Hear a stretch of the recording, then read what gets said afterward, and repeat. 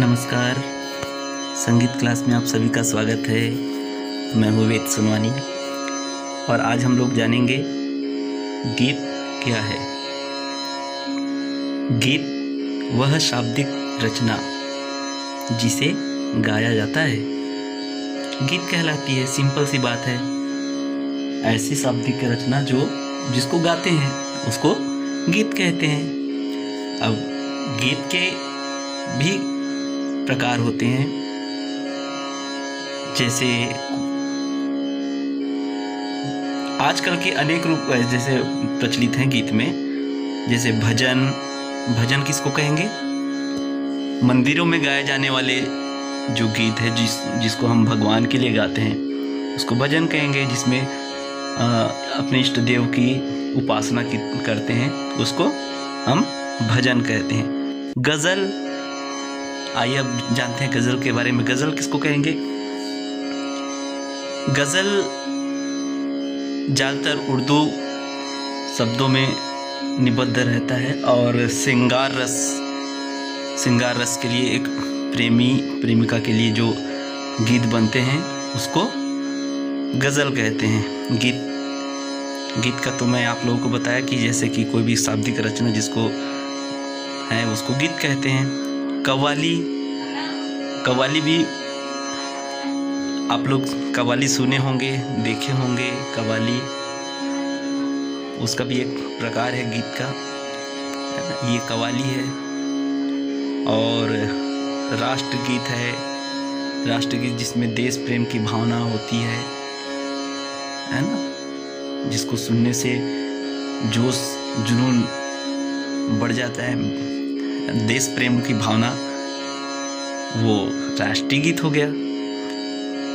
अब शिशु गीत भी होता है। शिशु गीत मतलब शिशु के जन्म के समय जो गीत गाते हैं जिसको हम प्रचलित भाषा में सोहर कहते हैं उसको शिशु गीत कहते हैं। या बर्थडे गीत जन्मदिन के अवसर पर गाते हैं। फिल्मी गीत तो आप जानती हो जो फिल्मों में गाया जाता है गीत, फिल्मी गीत है। चैती हो गया। चैती मतलब जिसको चैत माह में गाते थे। कजरी, होरी भी तो आप जानते हैं, होली के सीजन में होली गीत गाते हैं, वो होली गीत हो गया।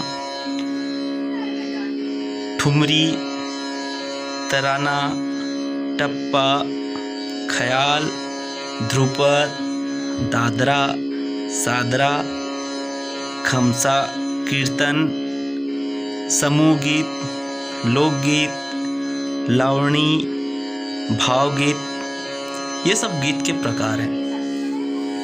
लावणी महाराष्ट्र में गाया जाता है, लावणी गीत जो है। और भावगीत मतलब जिस भी गीत में भावपूर्ण होता है, जिसको हम सुगम संगीत भी कहते हैं, वो हो गया भावगीत हो गया। लोकगीत अब किसे कहेंगे? लोकगीत जिसे लोकों में प्रचलित गीत जो पारंपरिक तरीके से गाते हैं, है ना, जैसे होरी है ना, और जैसे मंदिरों में भी गाते हैं, है ना, वो हो गया लोकगीत। दादरा, सादरा, ये सब गीत के प्रकार हैं। अब कोई भी गीत हो उसमें जो शुरू का भाग जो गाते हैं उसको बोलेंगे स्थाई। जो पहली पंक्ति को हम लोग गाते हैं उनको बोलते हैं स्थाई या मुखड़ा, जिसको बोल सकते हैं मुखड़ा बोलते हैं। उसके बाद सेकंड वाले जो पार्ट है, नीचे वाले भाग को हम लोग कहेंगे अंतरा। कोई भी गीत रहता है उसके दो भाग तो वैसे होते हैं, एक स्थाई और एक अंतरा। ज़्यादातर वैसे तो उसके 4 भाग होते हैं, जैसे स्थाई हो गया, एक अंतरा हो गया और तीसरी भाग को संचारी कहा जाता है। संचारी मतलब गीत का तीसरा भाग संचारी कहते हैं, जो मध्य सप्तक में सा से तार सप्तक के सा तक का होता है।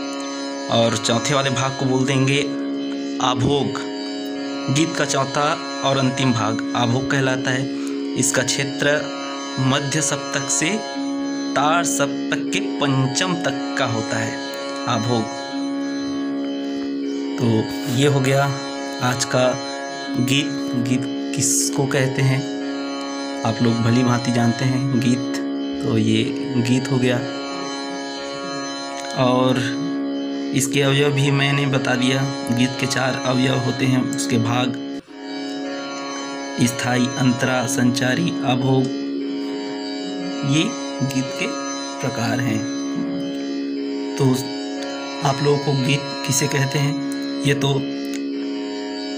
आप आज जान ही चुके हैं। निश्चित रूप से आज का यह लेसन आप लोगों को बिल्कुल अच्छा लगा होगा कि ये गीत किसे कहते हैं, कव्वाली किसे कहते हैं, है ना, लोकगीत किसे कहते हैं। बिल्कुल आज आप लोगों को समझ आ गया होगा। आज के लिए इतना, बहुत बहुत धन्यवाद।